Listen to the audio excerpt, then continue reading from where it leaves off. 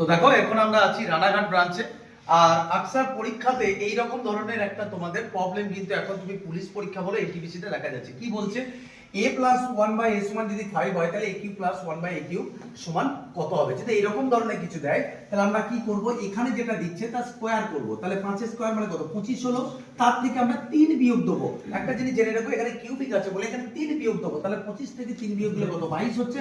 এই 22 এর সাথে আবার এই 5 কে গুণ করে দেবো। যদি সেম প্রসেসে যদি এটা আমরা করতে যাই তাহলে এটা হবে কত, 8 এর স্কয়ার মাইনাস 3 মানে 61 গণিত 8, তার মানে 8 6 8 48 488।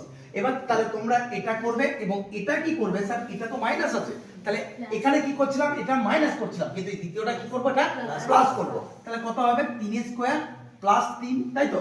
তার মানে 3 এর স্কয়ার মানে কত, 9 3 এ 12 নাকি, 12 গণিত 3, তার মানে 36। Is that right answer. ঠিক আছে, এইভাবে করতে হবে।